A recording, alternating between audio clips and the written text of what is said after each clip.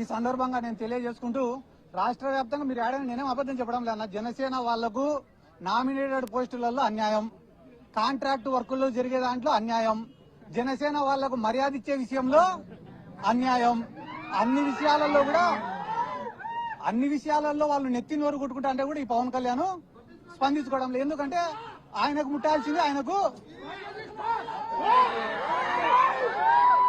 ఎందుకంటే ఆయనకు ముట్టాల్సింది ప్రతి నెల ముడతనే ఉంది కాబట్టి ఆయన ఏం స్పందించడం లే.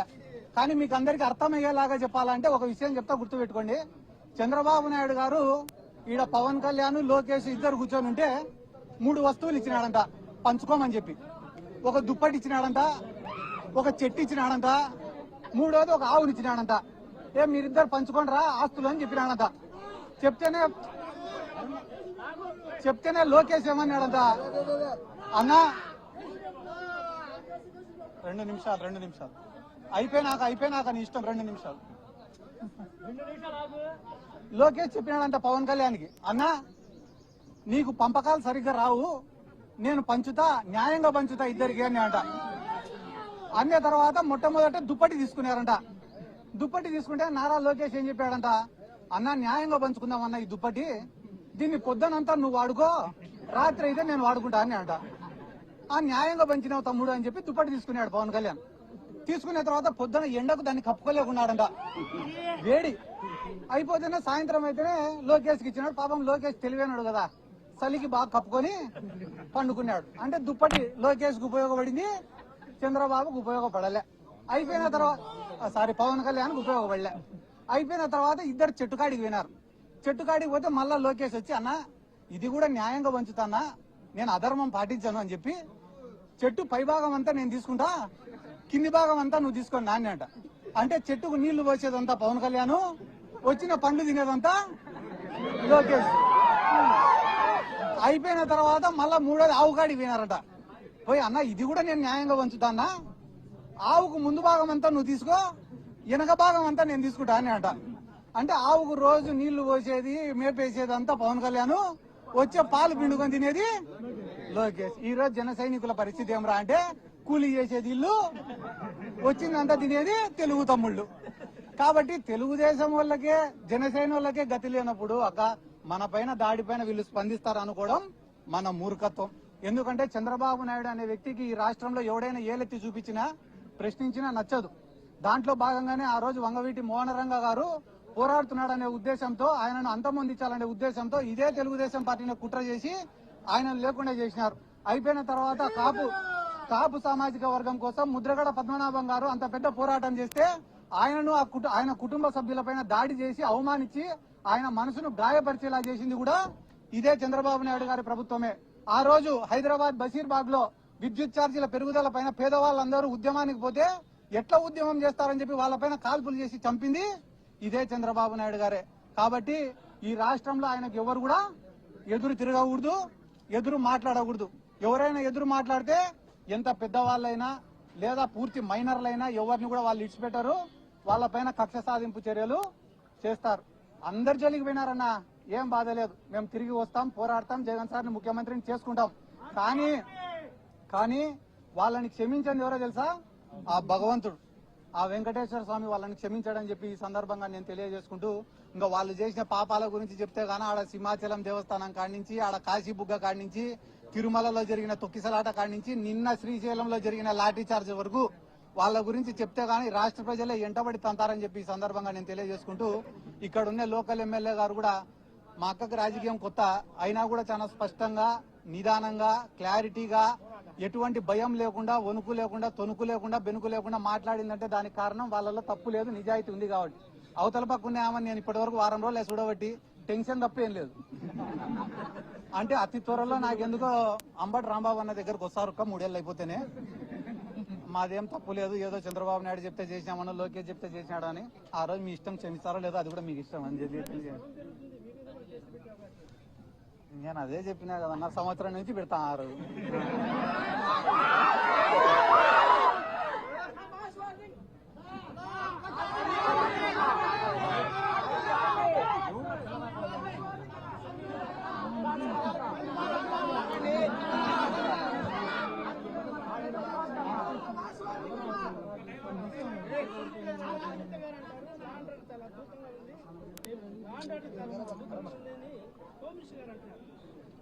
హోమ్ మినిస్టర్ గారు నిన్న అంబటి రాంబాబు గారిని ఎవరు తిట్టినారో సాక్ష్యాలు ఇవ్వండి, వాళ్ళని ఎత్తుకపోయి స్టేషన్లో వేసి సెల్లులో వేసి లాఠీని ఎత్తి వాళ్ళ కొడతామన్నారు.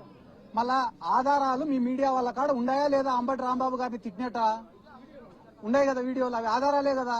మళ్ళీ ఆధారాలు లేవంటున్నారు. అదే రకంగా ఈరోజు రాష్ట్రంలో లా అండ్ ఆర్డర్ లేదు. వాళ్ళు ఏమంటారు? ఆటోమేటిక్ గా ఉంది అంటారు.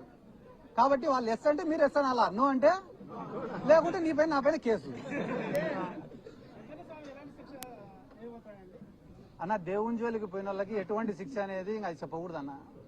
ఎందుకంటే కానీ దేంతో రాజకీయం చేయొచ్చు కానీ దేవుడితో కానీ భక్తుల మనోభావాలతో కానీ చేయకూడదు. ఈ రోజు ఒక వెంకటేశ్వర స్వామి అంటే ఆంధ్ర రాష్ట్ర ప్రజలకో చిత్తూరు జిల్లా ప్రజలకో మాత్రమే సొంతమైనటువంటి స్వామి కాదు కదా.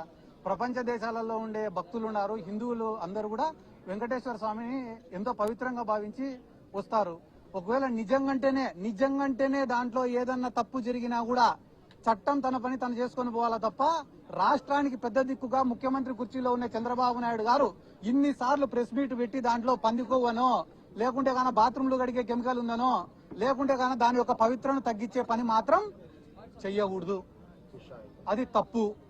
ఆ పని ఆయన పూనుకున్నాడంటే కేవలం ఇది రాజకీయ స్వార్థంతో చేస్తున్నాడు తప్ప దాంట్లో నిజం లేదని అర్థం.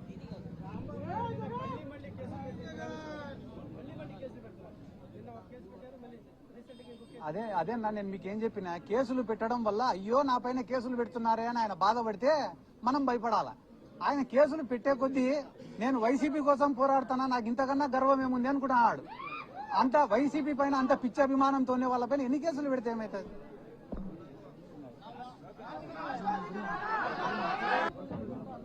ఒక మనిషిని ఇబ్బంది పెడితేనో లేదా ఒక మనిషిని బాధ పెడితేనో ప్రభుత్వాన్ని ప్రశ్నించడం ఆగిపోతుంది అనుకోవడం, లేదా ప్రభుత్వం చేసిన తప్పులను వేలెత్తి ఎవరు చూపించారని అనుకోవడం ఆ ప్రభుత్వం యొక్క మూర్ఖత్వం అవుతుంది.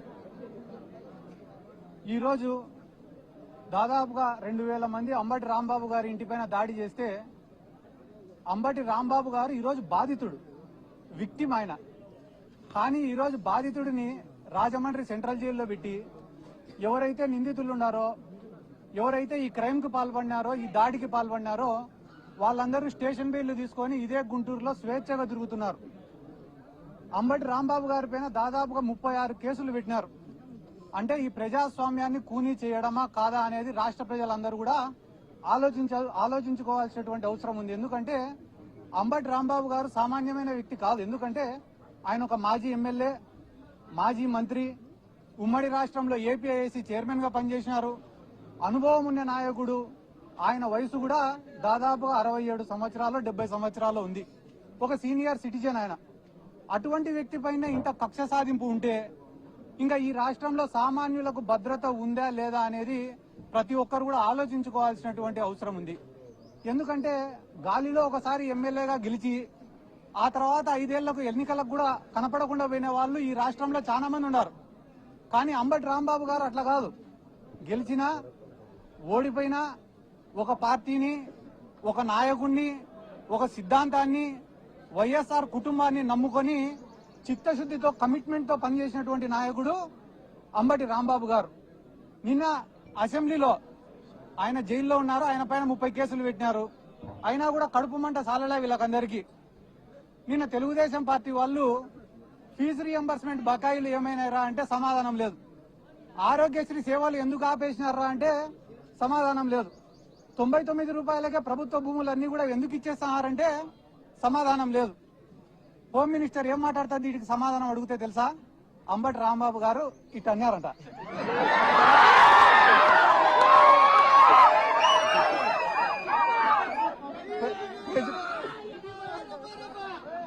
ప్రజలకు ఉపయోగపడే సమస్యలు 100 అడిగితే దానిలకు సమాధానం చెప్పకుండా అంబటి రాంబాబు గారు ఇట్ అన్నారు. అది దేనికి సంకేతం ఇస్తున్నాడు అంబటి రాంబాబు గారు అని అంటున్నారు. చెయ్యి అయినది, గడ్డం అయినది. అంటే ఈ రాష్ట్రంలో తెలుగుదేశం వాళ్ళు చేసేది ఏమరా అంటే మంచి సబ్జెక్టును అంతా పక్కకు దుబ్బేసి పనికి మాలినది ఒక్కటి పట్టుకుంటారు. ఈ రోజు వాళ్ళు ఏమనుకుంటున్నారు టీడీపీ వాళ్ళంటే అంబటి రాంబాబు గారిని ఇబ్బంది పెడుతున్నాం, బాధ పెడుతున్నామని అనుకుంటున్నారు. కానీ అంబటి రాంబాబు గారు ఏమనుకుంటున్నారు? నేను వైఎస్ఆర్ కాంగ్రెస్ పార్టీ కోసం పోరాడతానా, అందుకు నేను గర్వపడుతున్నా అనుకుంటున్నాడు. ఆయన అట్లా అనుకునే రోజులు మీరు ఆయనను బాధ పెట్టేది లేదు, ఆయనను పీకేది కూడా లేదని చెప్పి ఈ సందర్భంగా జీవితంలో ఎప్పుడైనా ఒకటి ఉంటుందన్నా, ఏంది రాది అంటే మనం చేసే తప్పులు మనకు చాలా చిన్నగా కనిపిస్తాయి, కానీ ప్రపంచానికి చాలా పెద్దగా కనిపిస్తాయి. అదే రకంగా మనం చేసే మంచి మనకు చాలా పెద్దగా కనిపిస్తుంది, కానీ ప్రపంచానికి చాలా చిన్నగా కనిపిస్తుంది. ఈ రోజు కూటమి ప్రభుత్వం యొక్క పరిస్థితి ఏమరా అంటే పొద్దున్న నుంచి రాత్రి వరకు చేసేటివన్నీ కూడా తప్పులే, అయినా కూడా వాళ్ళ కళ్ళకు అవి కనపడ్డంలే. తిరుమల లడ్డు విషయమే దీనికి ఉదాహరణ. వాళ్ళ దృష్టిలో తిరుమల లడ్డు అనేది చాలా చిన్న విషయం, కానీ అది చిన్న విషయం కాదన్నా. పోయి వీళ్ళు వెంకటేశ్వర స్వామితో పెట్టుకున్నారు, నామరూపాలు లేకుండా పోతారు అతి త్వరలో అని కూడా ఈ సందర్భంగా నేను తెలియజేస్తాను.